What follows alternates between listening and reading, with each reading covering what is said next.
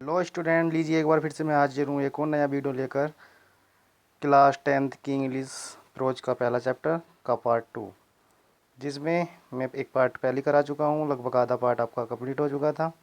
अब दूसरा पार्ट लेकर मैं आया हूँ, जिसमें शेष पार्ट का हिंदी अनुवाद मैं आपको बताऊँगा।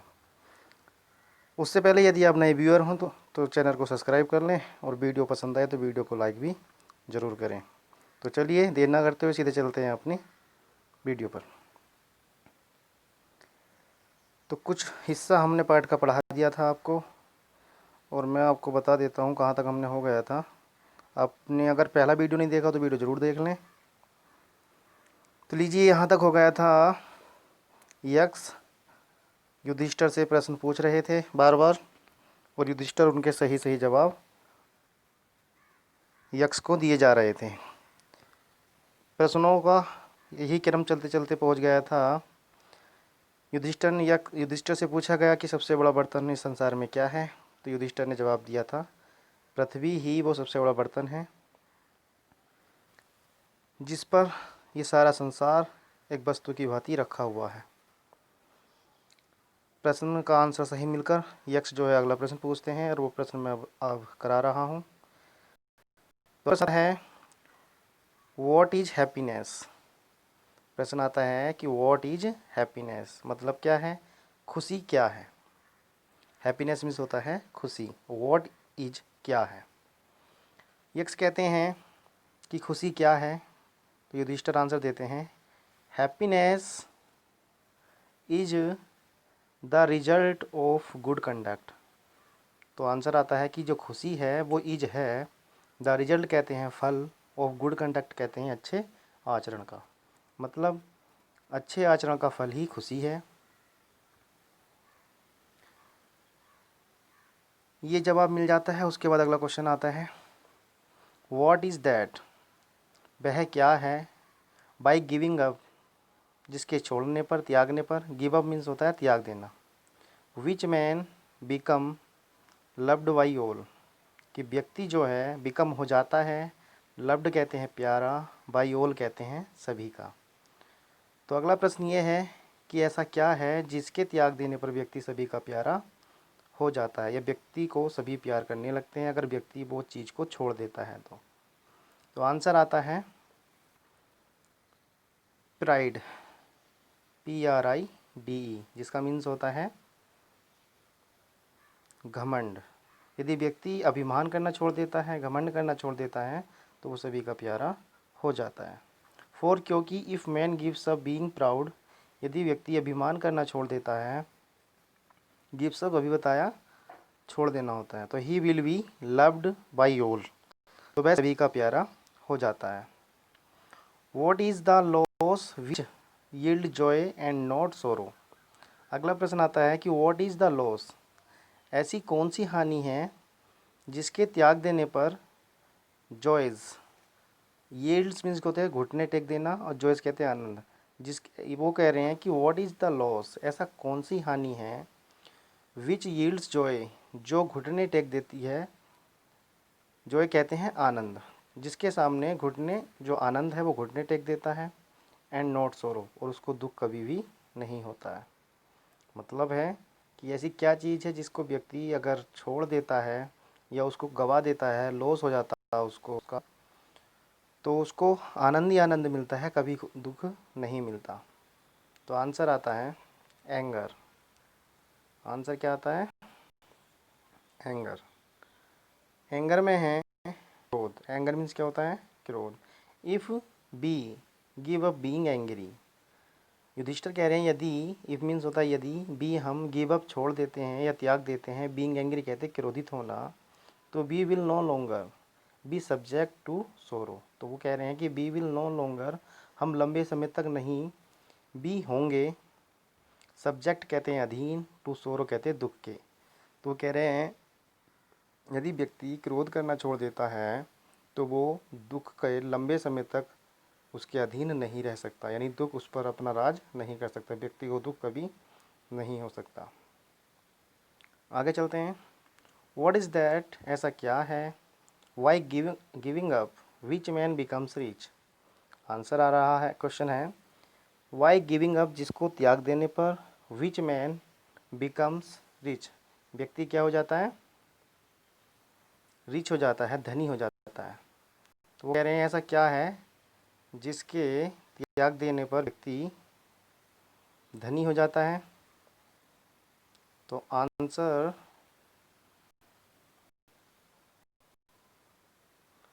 आया डिजायर। डिजायर मीन्स क्या होती हैं, इच्छाएं, महत्वाकांक्षाएं। इफ मैन गिव्स अप, यदि व्यक्ति गिव्स अप त्याग देता है, बीइंग ग्रीडी मतलब लालच करना, ग्रीड मीन्स क्या होता है, लालच। यदि व्यक्ति लालची होना छोड़ देता है तो ही विल बिकम वेल्दी, तो वह क्या हो जाएगा, धनी हो जाएगा। What makes one a real Brahma, अगला क्वेश्चन आता है कि व्हाट मेक्स क्या बनाता है, वन कहते हैं किसी को, ए रियल ब्रह्मा कहते हैं वास्तव में ब्रह्मा। वास्तव में एक ब्रह्मा का होना क्या होता है, या व्यक्ति को ब्रह्मा कौन बनाता है। तो ये आ रहे हैं इज इट बर्थ, आगे प्रश्न है कि वास्तव में जो ब्राह्मण है उसे कौन बनाता है। इज इट बर्थ, क्या जन्म, गुड कंडक्ट अच्छा आचरण बनाता है, और या लर्निंग मतलब ज्ञान बनाता है। आंसर डिसिसिवली, आंसर डिसिसिवली मतलब होता है उत्तर दीजिए, डिसिसिवली मीन्स होता है सोच समझ कर। प्रश्न आता है कि एक ब्राह्मण क्या होता है, वास्तव में एक सच्चा ब्राह्मण क्या है, क्या वो जन्म से ब्राह्मण होना चाहिए, क्या उसका आचरण अच्छा होना चाहिए, या उसका ज्ञान उसको ब्राह्मण बनाता है। और आंसर देना है सोच समझ कर। तो उत्तर आता है birth and learning do not make one a Brahmin, good conduct alone does. मतलब कह रहे हैं कि बर्थ एंड लर्निंग, या तो जन्म और उसका ज्ञान, डू नॉट मेक नहीं बनाता है, वन किसी को, ए ब्राह्मण कहते हैं एक ब्राह्मण, किसी को भी उसका ज्ञान उसका जन्म ब्राह्मण नहीं बनाता है, बल्कि क्या बनाता है, गुड कंडक्ट अलोन, केवल और केवल अच्छा आचरण ही एक ब्राह्मण का प्रतीक होता है, या एक ब्राह्मण को उसका अच्छा आचरण ही बनाता है। हाउएवर, चाहे, लर्न ए पर्सन में बी, चाहे एक व्यक्ति कितना भी विद्वान हो, पर्सन मीन्स क्या होता है, व्यक्ति, और लर्न मीन्स होता है विद्वान, में भी हो सके, चाहे कोई व्यक्ति कितना भी विद्वान क्यों ना हो सके, ही विल नॉट बी ए ब्राह्मण, वह एक ब्राह्मण नहीं बनेगा। चाहे वो कितना ही विद्वान क्यों ना हो जाए, लेकिन उसको आप ब्राह्मण नहीं कहोगे। Without giving up bad habit, कब तक नहीं कहोगे, बिना, विदाउट कहते बिना, गिविंग अप कहते हैं त्याग देने के, बैड हैबिट कहते हैं बुरी आदतों को। अर्थात जब तक कोई व्यक्ति अपनी बैड हैबिट को नहीं त्याग देता, और चाहे वो कितना ही विद्वान क्यों ना हो जाए, आप उसको ब्राह्मण नहीं कह सकते हैं। Even though he may be learn in the four Vedas, a man or bad conduct fall to a lower class. वो कह रही इवन दो, यद्यपि, ही मे बी लर्न, चाहे वो पढ़ चुका हो, इन फोर वेदाज कहते हैं चारों वेदों को, चाहे वो इन चारों वेदों का क्या हो, ज्ञाता हो, विद्वान हो, लर्न अभी बताया विद्वान होता है, चाहे वो इन चारों वेदों का विद्वान हो, फिर भी एक व्यक्ति, और बैड कंडक्ट कहते हैं बुरे आचरण वाला या बुरे व्यक्तित्व वाला व्यक्ति जो है वो फाल्स गिर ही जाता है, टू ए लोअर क्लास कहते हैं एक निम्न श्रेणी में। मतलब ये है कि एक विद्वानता चाहे कितनी हो, लेकिन उसको कंडक्ट अच्छा ना हो, तो वो जो है कभी भी ब्राह्मण नहीं कहलाया जा सकता। What is the greatest wonder in the world, अगला प्रश्न आता है कि व्हाट इज क्या है, ग्रेटेस्ट कहते हैं सबसे बड़ा, वंडर कहते हैं आश्चर्य, इन द वर्ल्ड संसार में, संसार में सबसे बड़ा आश्चर्य क्या है। तो आंसर आता है एवरी डे, प्रति एक दिन, मैन व्यक्ति, सी देखते हैं, क्रिएचर्स कहते हैं प्राणियों को, डिपार्ट कहते हैं प्रस्थान करते हुए, टू यम किंगडम कहते हैं यम के राज्य की ओर या यमपुरी की ओर लोगों को जाते हुए देखते हैं, एंड और येट फिर भी those who remain want to live forever एवर। तो जब युधिष्ठिर से प्रश्न किया गया कि संसार में सबसे बड़ा आश्चर्य क्या है, तो जवाब आता है every day many creatures depart to Yama kingdom. प्रतिदिन हर व्यक्ति जो है लोगों को यमपुरी जाते हुए देखते हैं। एंड येट और फिर भी दोज बे हु जो रिमेन बच जाते हैं वांट टू लिव फॉर एवर, वो सदा सदा के लिए यहाँ जीना चाहते हैं। This truly is the greatest wonder. This यह ट्रूली वास्तव में इज है, द ग्रेटेस्ट कहते हैं सबसे बड़ा, और वंडर कहते हैं आश्चर्य।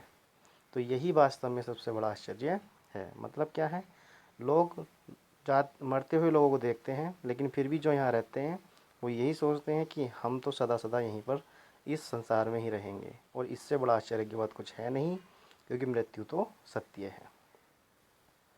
आगे हैं 10 इस प्रकार the Yaksha put many question and Yudhishthira answer them all. इस प्रकार यक्ष ने पुट रखे, मैनी क्वेश्चन कहते हैं अनेक प्रश्न, एंड युधिष्ठिर और युधिष्ठिर ने आंसर्ड उत्तर दिए, देम ऑल कहते हैं उन सभी के। तो काफ़ी प्रश्न यक्ष ने युधिष्ठिर से किए, उन सभी के संतोषजनक सेटिस्फैक्ट्री जो आंसर थे वो युधिष्ठिर ने दिए।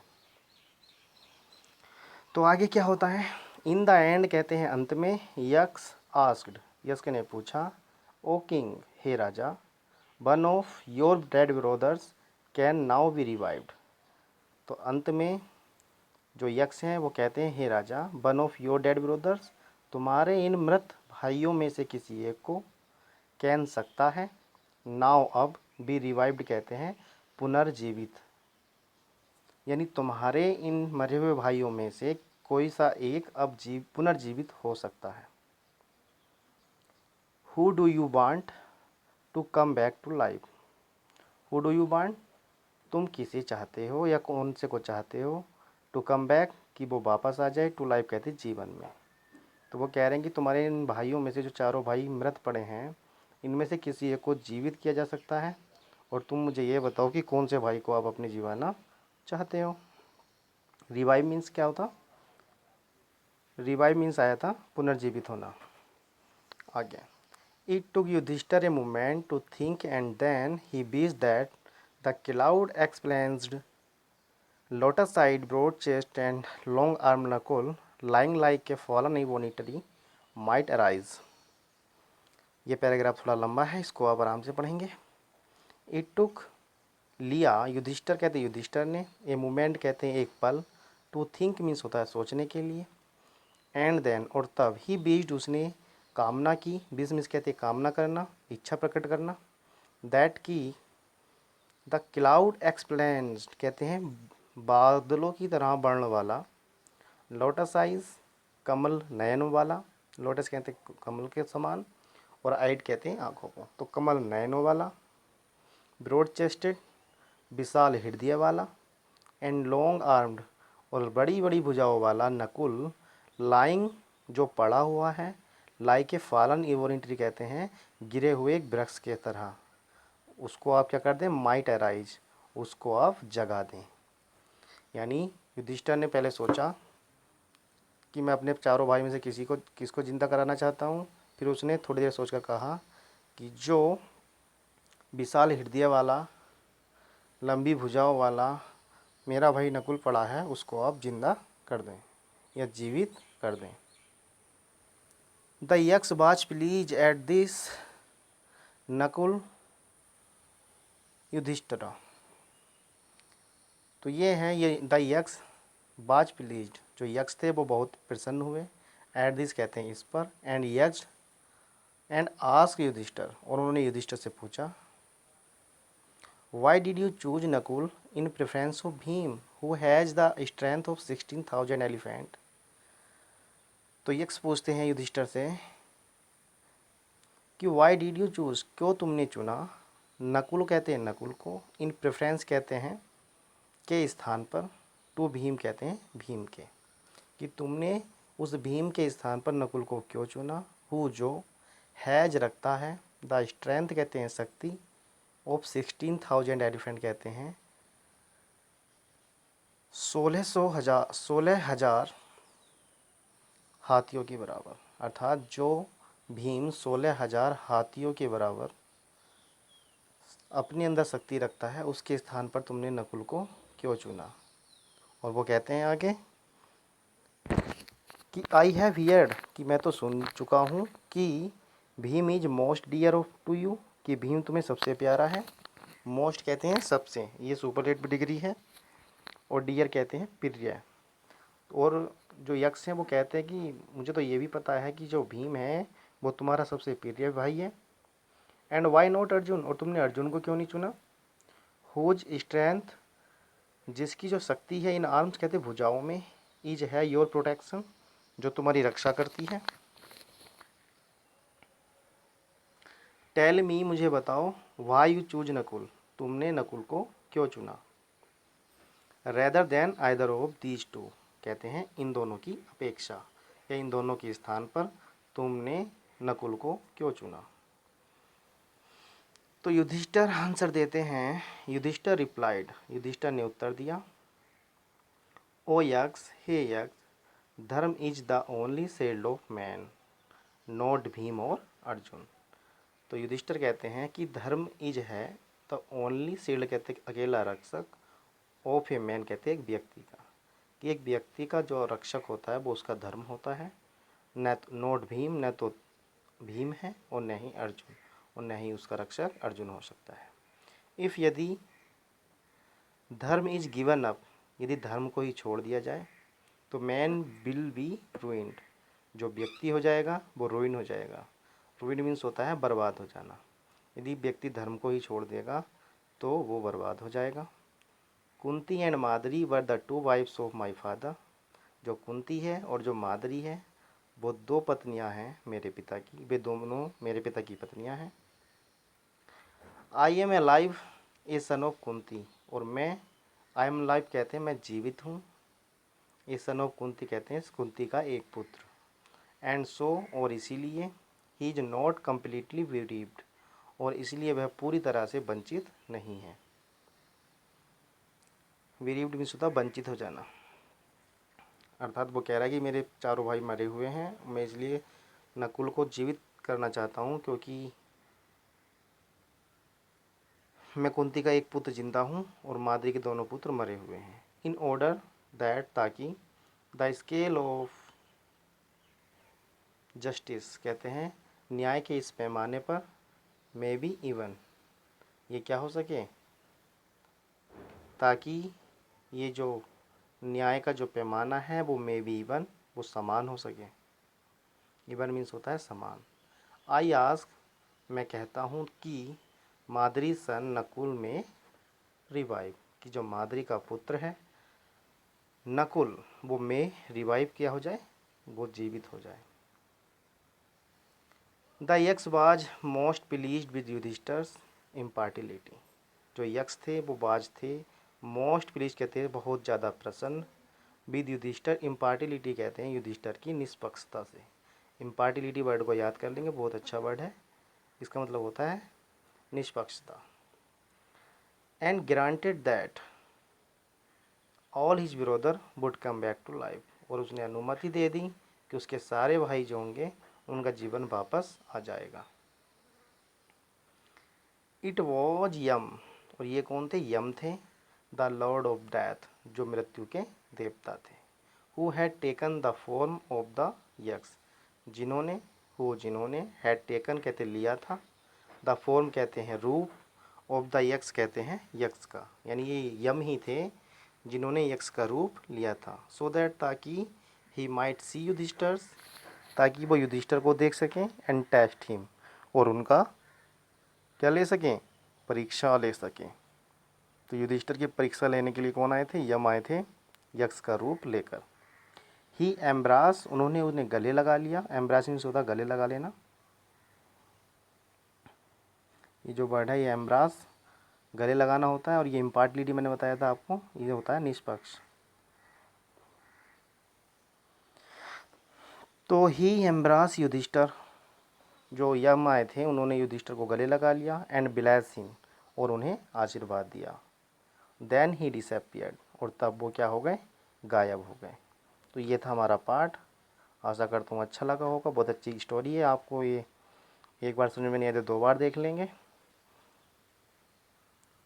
और पार्ट 1 में पहला अपलोड कर चुका हूँ। दोनों पार्ट को बारी बारी से देखेंगे क्रम के साथ। इससे पहले वाली वीडियो में मैं आपको बता चुका हूँ कि कौन सा पार्ट आपके सिलेबस से हट गए हैं। नए सिलेबस के आधार पर मैं आपको स्टडी करा रहा हूँ। वीडियो पूरा देखने के लिए बहुत बहुत धन्यवाद। वीडियो पसंद आया हो तो ज़रूर लाइक करें, और यदि पहली बार वीडियो को विजिट कर रहे हैं तो चैनल को सब्सक्राइब करना बिल्कुल न भूलें।